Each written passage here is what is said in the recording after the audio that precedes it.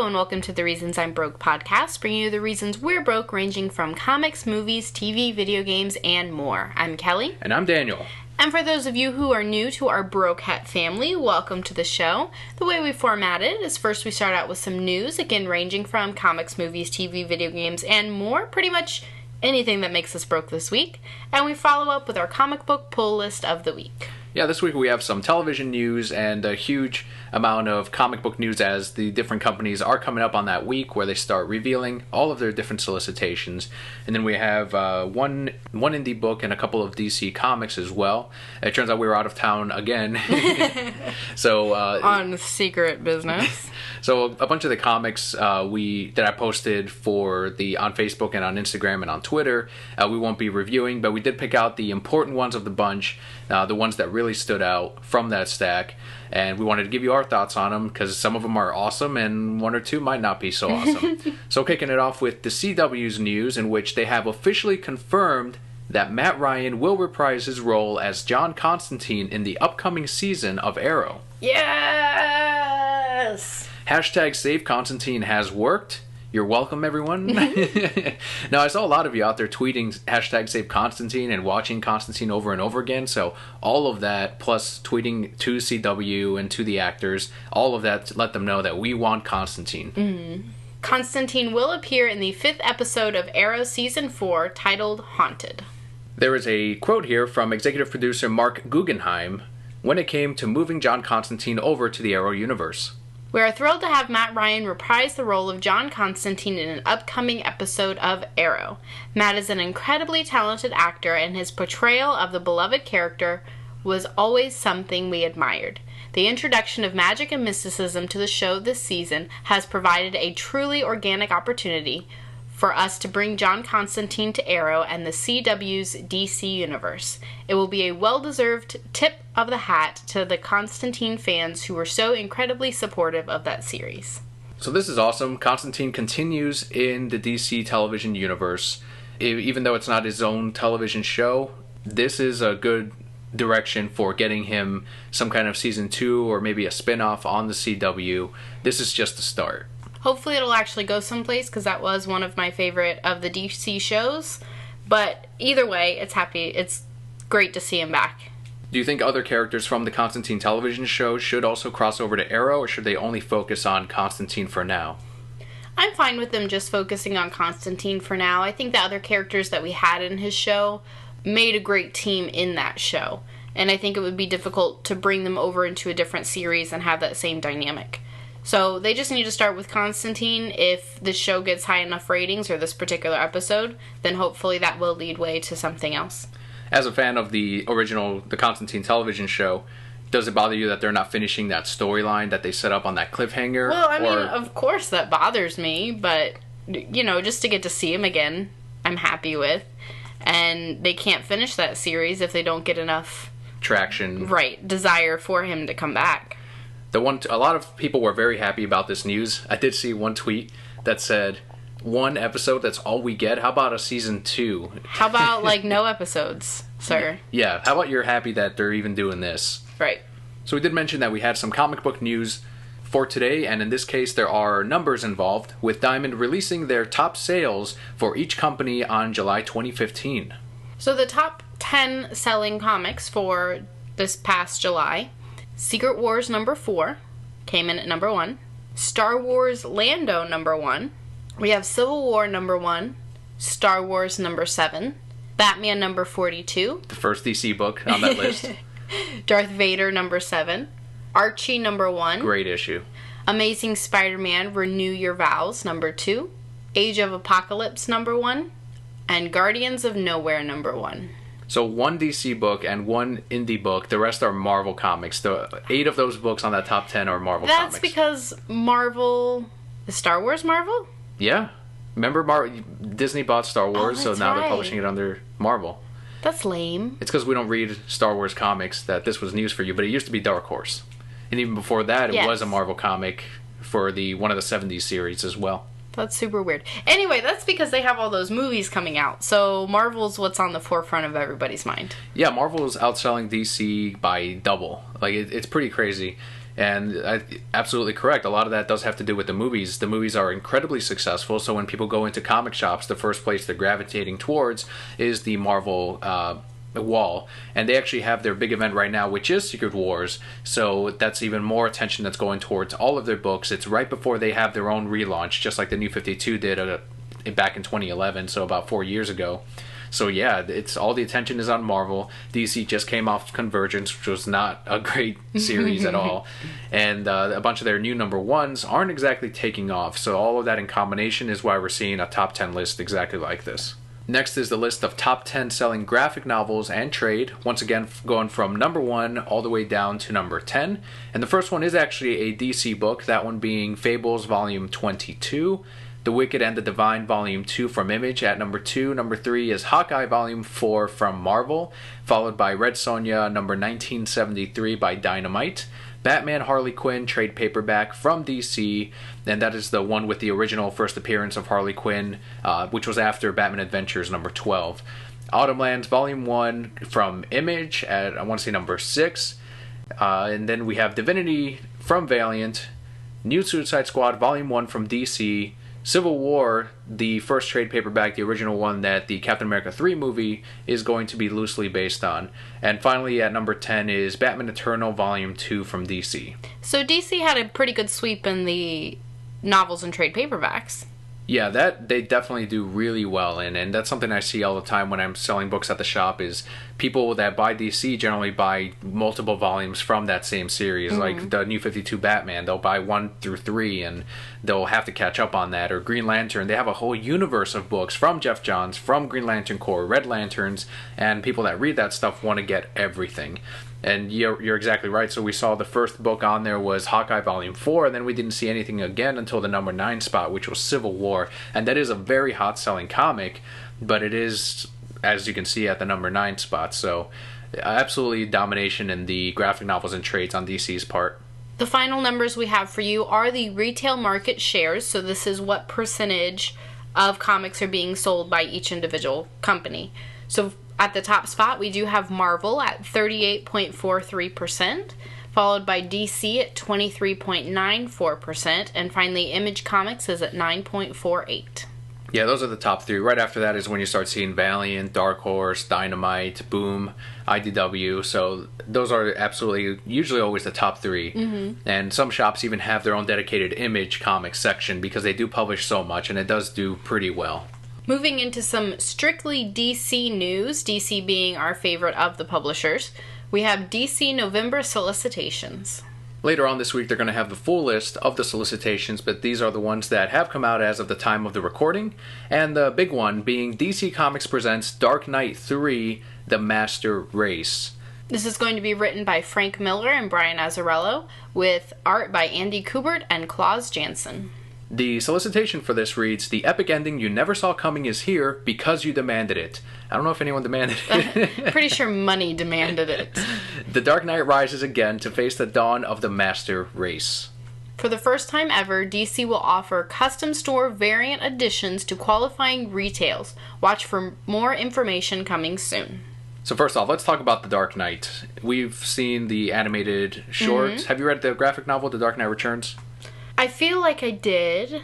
I'm pretty sure it's been many years, but I feel like I have read it. And then we've seen the animated series cartoon where they redid that version where he's fighting the mutants, which was amazing. And then next year in March, we're going to have Batman v Superman, which has a ton of influence from The Dark Knight Returns. So now we're seeing the Part 3 is coming. It's not being fully handled by Frank Miller, but instead also by Brian Azzarello. So that to me is a good thing because Frank Miller's recent stuff since then. Right. So I'm glad they're doing it. It's gonna do really well. Like the sales are gonna be awesome on it. As far as people saying that we demanded it, I'm not sure if that's actually true. They knew they could make money off of it, so the need for money demanded this. That's exactly it. And this is going to be 4 months before the Batman v Superman movie comes out. By the time that releases, they probably will have been finished with this and have some kind of collected special edition that they can sell alongside with the movie. Even promotional covers that you can give out at the movie theater. Of course. And this will have a ton of variants ranging from 1 in 25, 1 in 50, 1 in 100, 1 in 1000. They're all going to be there. That big one being retailer variants, which DC has not done. Marvel has, where they put the store's logo on the cover. Mm-hmm. They've done it for the Archie comics. Exact same thing for Afterlife with Archie. And I don't know how DC's going to handle theirs. I don't know if they're just going to do a store logo, or if they're going to do like Marvel did a couple years back, where you got to submit your own artwork and then it would be a part of like a billboard on the cover. I'm not sure what it is, but that's really exciting. That's amazing, yeah. We're probably going to get a couple of the variants. And then on top of that, I want to get something from my comic shop, so get something with their logo on there. It's really cool. Like, all the moves are correct there. Yeah, no, I absolutely agree with what you're saying, and this is going to make so much money. It's a brilliant move. The timing's perfect. They're just raking in the cash. Like, the story could be terrible, and they're still going to make money on it. So the Master Race, that tells me Nazis are going to be involved in this last one, is what I'm thinking. Mm-hmm. You think they'd bring Nazis into it? Well, they had that lady in The Dark Knight Returns with the Nazi boobs. With the swastika pasties. But how long ago was that? That was a while ago, so is it easier to do it now than it was back then? I feel like it wouldn't be, with the internet and how many people are going to explode and be like, Nazis, they're glorifying Nazis or something. No, they're not. Batman's going to stop them. I mean... We're glorifying Batman stopping Nazis. I don't think they're actually going to use Nazis. All right, I think they find out. will use something similar, but they will not use any images or the name Nazis.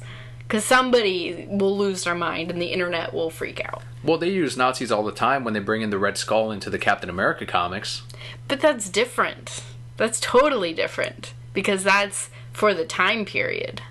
No, well, Red Skull will be in the current time and have, like, Nazi members and I don't think they're going to use Nazis. Hydra members, which are basically modern Nazis. They're not going to use Nazis. Marvel Universe. Okay. They're not going to do We'll find out in, 3 months from now? Mm-hmm. Coming up really quick. And also, DC did announce that the variant theme for November will be Looney Tunes. For all 25 covers and the full list, you can head over to newsarama.com, but we will touch up on a few of our favorites that will be coming out.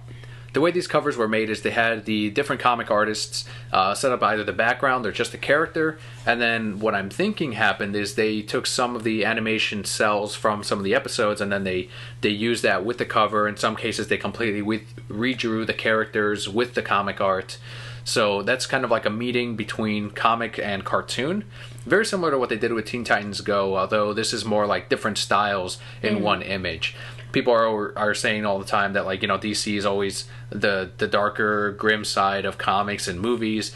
And when they do something like this, where they try to have fun with it, like the selfie variant cover theme, there's a little bit of resistance as well. I personally like these a lot. There's about 10 in there that I saw that I'm like, okay, definitely getting these. And they're all cover price variants, too. So you can either get an extra copy where you have the main cover, like let's say for Batman, everyone gets that Greg Capullo cover. But you can also get the Looney Tunes one at the cover price of $2.99 or $3.99, depending on what it is. Or if you want to just choose between which cover you like best, you can do that as well. So if you want to run down a couple of your favorites from this run of variants. I will say overall I did not like these. The complete opposite. Yeah, there were one or two where I was like, that's kind of cool. I was never big on Looney Tunes anyway. So seeing these, I'm like, there's not really an appeal for me. The ones I did like, there's the Aquaman one where Bugs Bunny is dressed up as a mermaid and trying to seduce him from a rock, and he's kind of falling for it. He's a little confused, but he's not pulling away there. Right. So I liked that one, and then there was one where you see Damian as Robin in a cage, and Sylvester. Yep, it was Sylvester. And the little tiny cat have their forks and knives because he's a robin. A bird. And the grandma's about to save him because she has the broom in the background. Right. So I liked those two, but as a whole, I wasn't impressed. There are some bad ones for sure. Like the Suicide Squad one looks absolutely awful. It's got the WB frog with the circle, and then it's got this weird mashed up artwork in the background that doesn't flow well with what they kind of surrounded it with, and it looks like they squished it in Photoshop to just fit in the I don't know, it's really terrible, that one right there. But the ones I did like, the Green Arrow one has Porky Pig has Green Arrow, of course, and then Daffy Duck, and they're all aiming their arrow to the left of the cover, and the composition on that is amazing. I absolutely like that one. There's also an homage to The Dark Knight Returns that we were just talking about, with Superman fighting Batman, where it has the silhouette, and they're up on a hill, except I want to say it was... I can't remember which characters they were exactly, but it was Tweety and Sylvester, I believe. Yeah. So that one was amazing. I really like that. And then finally, my favorite one, I think, is the Wonder Woman one. And that has the opera Elmer Fudd on the cliff and Wonder Woman right next to him singing as well. And that's probably one of the best episodes from Looney Tunes. And it was a great throwback. And of course, Terry Dodson and Rachel Dodson doing that cover. I absolutely love their art. So I'm absolutely getting that for sure. One more too, The Flash. And he's racing Speedy Gonzalez and the Roadrunner. That is amazing to me because Speedy Gonzalez for many years when I was in high school just went away. Like, people claimed that he was a racist character to Hispanics, Mexicans in particular, and they pulled him from all the cartoons on television, from a lot of merchandise. And then years later, and even the Hispanic Coalition at the time was like, no, we like Speedy Gonzalez. Who the hell is complaining about this guy? And even me as a kid, I'm like, what the hell? Where'd Speedy go? Like, the one character that's represented in cartoons, the Mexican character, is gone now. Like, I'm like, what do we have now? So now they have him on a cover, and they're slowly putting him back in the cartoons. One of the more recent Looney Tunes cartoons, he was a pretty featured character. I'm sure he'll be in Space Jam 2. And there he is, racing against the fucking Flash, next to the Roadrunner. I think there was one episode where Speedy did race the Roadrunner. I can't remember exactly who won. I think they ended up just teaming up against the Coyote and I think Sylvester, because Speedy always had a number of enemies. Sometimes Daffy Duck. There was Daffy Duck that was running a taco stand, and Speedy would always go in and steal his food. It was so funny. I love those fucking cartoons. Of course he'd steal from his taco stand. He'd always grab cheese, all right? And that's what he would grab for his friends. That queso. And his cousin, Slowpoke Rodriguez, that was his name. Yep. Who was always tired and had to take a siesta. Yes. Maybe a little racist, fine. But it made me laugh. I think that makes it okay. Racism is okay if you laugh. If it's funny. From the reasons I'm broke. I endorse Speedy, alright? I love that character. He is hilarious. So yeah, great variants, and we'll see some more in December. Who knows what they'll do for that one. But I always love the different themes they pull out every single month. And that will actually do it for our news this week. Like we said, it is a smaller week because we were out of town and had various life things come up. But we will move into our comic books with our picks and passes and thoughts on the most important ones that we've picked out for the week. So the first one being our only indie book that we're reviewing, and that one being Descender number 6, written by Jeff Lemire and art by Dustin Nguyen.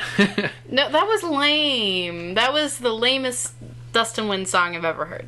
It's because halfway through I was like, oh, I gotta sing this. Yeah, you do. Sing it right. Dustin Nguyen. Thank you. One day he's going to listen to this podcast and he's going to hear our song about him and he's going to go, oh, these guys are weird. And then he's never going to listen to another one. But at least he will know that we appreciate what he does for us.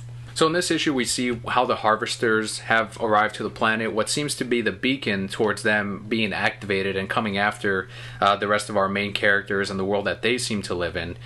That was basically what this whole comic was, though. It gave us a lot of answers on the background of this one of the scientists in there who we found out was kind of a fraud in the last issue. Yeah, he was. And accompanied with the rest of the artwork that Dustin puts forward and another Timbot that we discover, it's just everything is building upon itself as we get answers as well. So it gets more complex, but we are learning more and getting even deeper into the world of Descender. Absolutely, and this was a great issue. I was entertained the entire time, and then when it was over, it goes, oh, that's it, but I need to know more! Great reveal of the other Timbot at the end, too.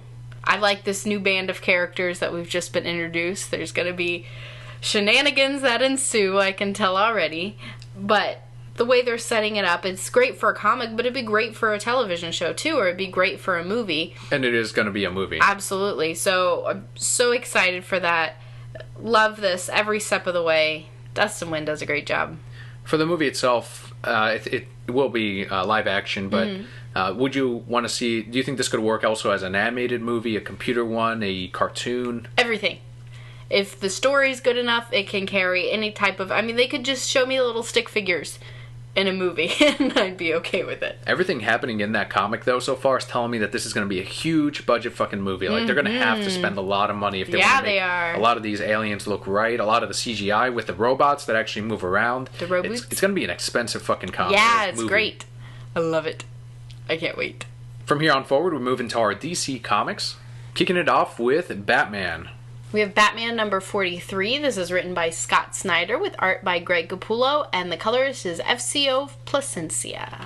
And that's one case in which we got the Bombshell cover and the Greg Capullo one, and that's Bombshell Batman, Detective Batman. Yeah. Who has a coat, cape, and a hat, and he's got this little Batman vest and everything. His little bulletproof vest and his little grapple gun still.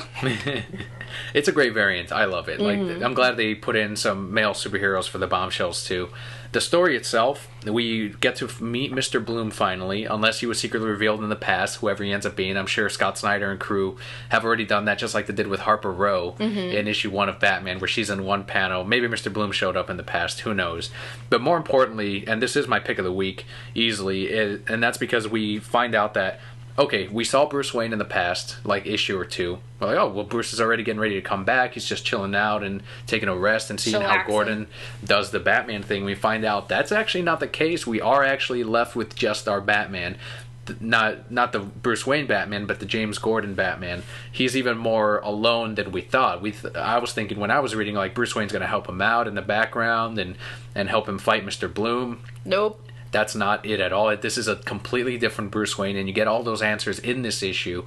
And Mr. Bloom himself, it's going to be a huge challenge for Jim Gordon, and I think that's going to be great to see him overcome that huge villain that even I think Batman could have trouble with. And the fact that it's a super-powered villain, which is... Batman does have those, but this is yet another one, and it's even more of a challenge as someone that does not have superpowers, or Jim Gordon, who is an older man but has the robot suit. It's just so much that they can go with. And even better, they reference the Future's End Batman story, and that's the one in which thousands of years in the future there's still a Batman, and they explain it that Bruce Wayne, way back, the original Batman, created a machine. And he cloned himself, I think, to wake up at the age of like 23 or 26, with all of the memories already implanted in that clone. It was 28, wasn't it? 28, I don't know. I think it was a little younger than that. And all those memories already in him, so he's already Batman in his mind. And then when older Batman is already when he dies or when he retires, that's when he wakes up one of the other Batmen that is going to take over from there on forward. And it was such a really, really glorious issue, because he's like, if you're going to not do this, if you're really not going to be Batman, because the new clone would usually be like, this is my life, I can't be a clone, I'm going to not be Batman. I'm going to do my own thing. And Batman's like, fine, but leave now then. And as soon as he starts to leave, out of the Batcave, you hear like the sirens about a Gotham call, about a new crime thing, and then that's when Batman turns back around and heads to the cave to get some work done. And that's when old Batman smiles, because he's probably like, I did that too. Like, we all do that. We have that calling at the end where we must be Batman, we must protect Gotham. And it all touches right back to this fucking issue, and you see the beginnings of that, and I absolutely loved it, because you can't have Batman forever in the future. Like, they've tried it with Batman Beyond, and it works. It's a great story, because Bruce Wayne is still there, like, leading Terry around. If Terry wasn't around, they'd be like, what the fuck? And in this case, it's like, no, Bruce Wayne's also in the future. Like, there's still, like, that, the Batman is still there. Like, that works, and I love it, because that is, forever our Batman. If you guys have been listening to the last few months, I haven't been pleased with Batman, any of the Batmans.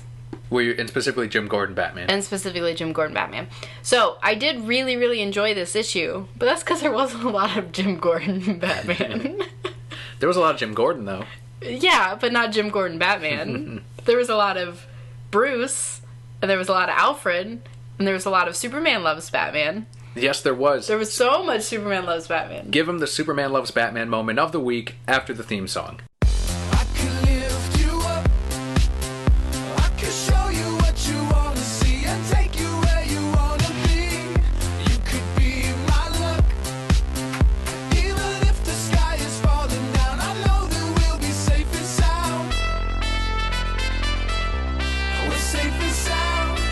So there's something going on with Bruce, and I don't want to spoil it, because it's really cool and it's really touching to see Alfred explain all this and explain his emotions and how he feels about the situation.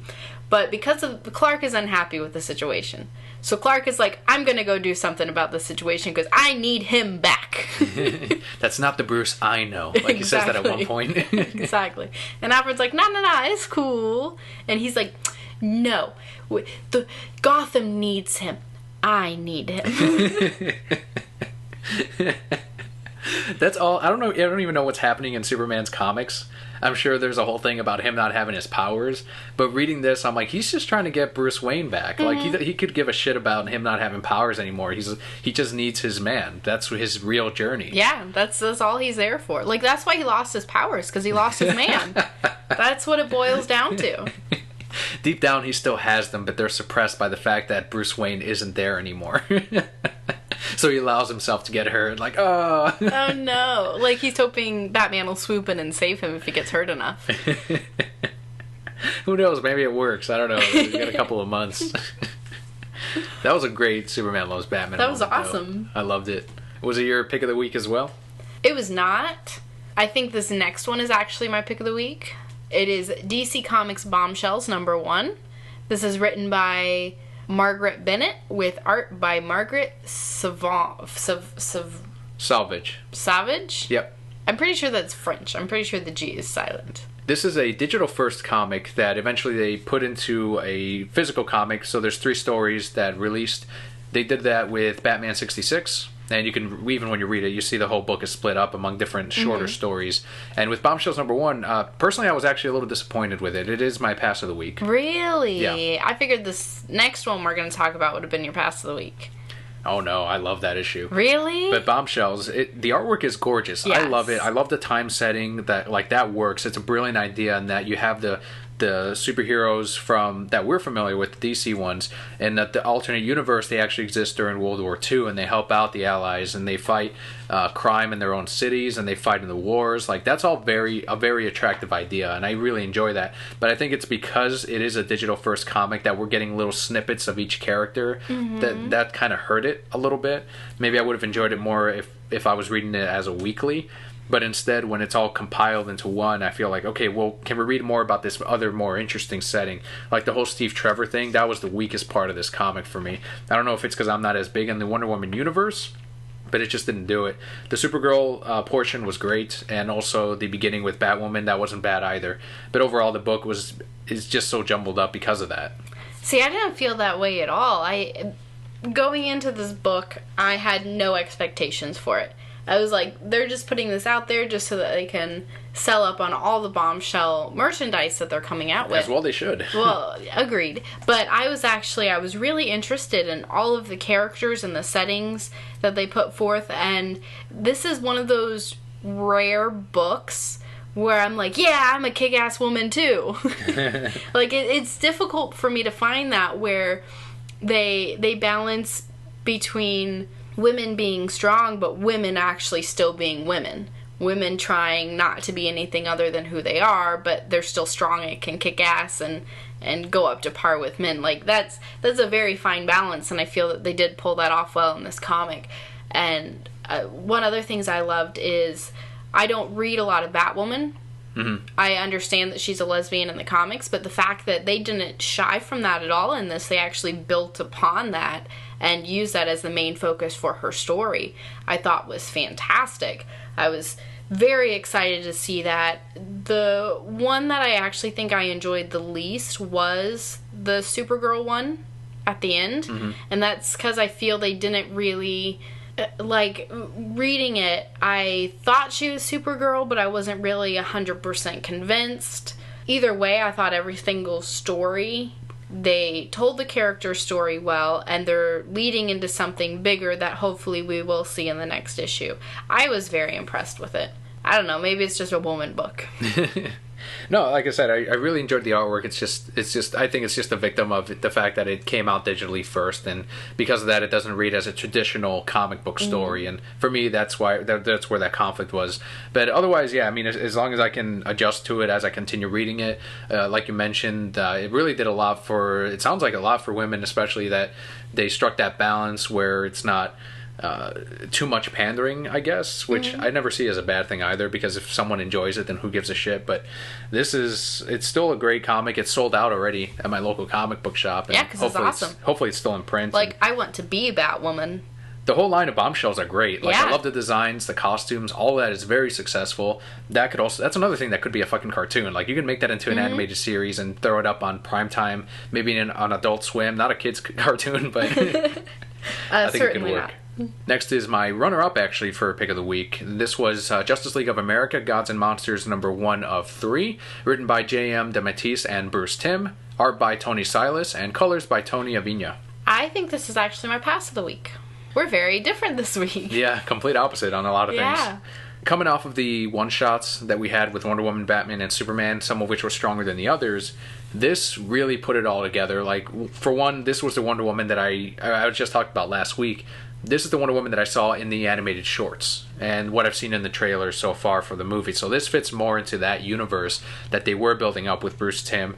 The Superman is fucking hilarious. He's brutal. This is like a mix of Red Sun and regular Superman and Injustice Superman. And this Superman murders. Like, there's a group of terrorists that go into a subway station and they just mow people away just because. They explain it in the book. Like, they're nihilists. This is all about chaos. And he goes in there and he murders each one of them. And that's very un-Superman, traditional Superman that we're used to. Even in the Justice League cartoon, he only murders Lex Luthor, and it becomes this whole, like, 2-episode thing where, in a different version, Superman kills President Lex Luthor and takes over the country and rules with the Justice League and a little bit of an iron fist with the Justice Lords. So that was a big deal. And in this one, he murders all these criminals, and he's like, look in that room. Look at all the people that died. You think they could have been salvaged and saved? They didn't. They needed to not exist anymore. So that's why they're there. And if you can find the better solution, best of luck to you. And he fucking leaves. Like, he does. This is the thing for him. He doesn't believe in trying to rehabilitate them or putting them in prison. He's like, get rid of them immediately, and that's it. Batman himself was a little bit weaker than what we knew before. He's constantly struggling with himself, and I get that because he is sort of a man-bat in a way. But I did like the fact that he and Superman, they established their relationship, and it's very different than, Superman loves Batman. This is more of like a darker, more professional, colder, but still very united relationship between the two characters. And I thought that was awesome because Batman's always a little bit weaker and struggling, and Superman's like, that's not the man that I met a while ago. This is, you need your blood, sure, but not the man that I met in another universe. I feel like I would be attracted to you if this were a different time and a different place. And you were Bruce Wayne and not skinny ass Langstrom. And I was Clark and not Hernan. No, he would still be attracted if he was Hernan. And his relationship with Wonder Woman is pretty huge in this, and I hope I see that in the animated movie that we still haven't seen, because we still gotta save up for it or find a way to see it. So I enjoyed it. What didn't you like about it? I don't know. I felt it was a little disjointed. We have this person who's probably ultimately going to be a villain, but I don't feel he really has any motivation. I don't trust him, but I didn't really like him.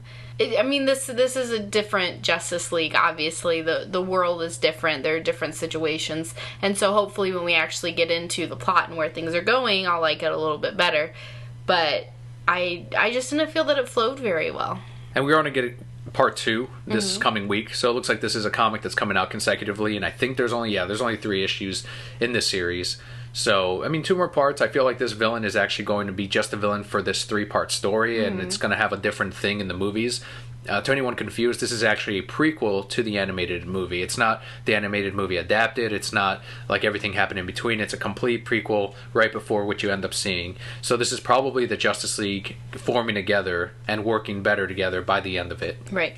Our next and final book this week is Starfire number 3. This is written by Amanda Connor and Jimmy Palmiotti, with art by Emanuela Lapuccino, and the colorist is Hi-Fi. Good job, Hi-Fi, with your colorist name. Emanuela did an amazing cover as well for the Bombshells that we were just talking about.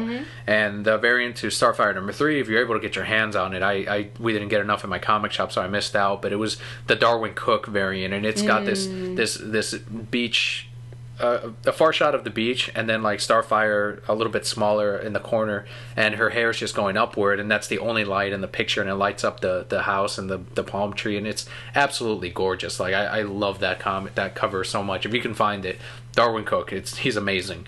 But Starfire number 3 itself, I think it's a good jumping on point. Mm-hmm.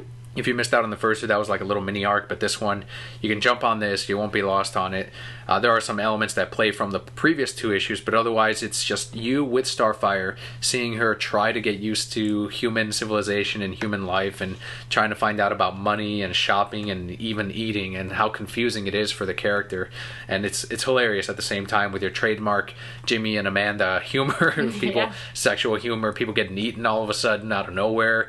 It's dark, but it's not. Like, it's completely funny. And if I say it every time, if you like Harley Quinn, pick up Starfire. It's a great companion comic to it. And if anything, the artwork by Emanuela is absolutely gorgeous.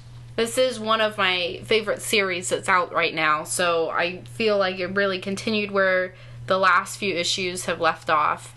That same kind of feel. Starfire is just so much fun to follow around, and is going to lead to some wonderful romance, and we get the introduction to a character that I've never seen before, which will hopefully lead to some very interesting things and be a great companion for Starfire. And that will do it for the comic reviews of the week. I did want to touch up on one last thing, and that one being the Batman Black and White Batgirl statue, based on the designs by Cameron Stewart and Babs Tarr. If you want to let them know who the sculptor is. It was sculpted by Irene Matar, and it is a limited edition of 5,200. It measures 7.25 inches tall.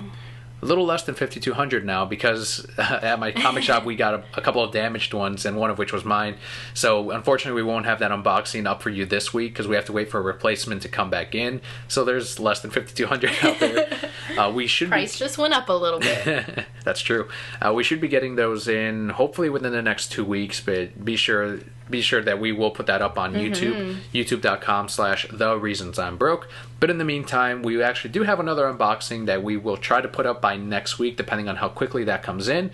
And that is a DC Comics themed poker set that we will show all of you. And again, if you haven't subscribed yet, youtube.com/thereasonsimebroke, where we do put up unboxings every couple of months, and every week we put up the podcast there as well, and also Pokemon TCG Online Let's Plays that I do. I try to do a couple a week, but we'll have that Batgirl statue very soon.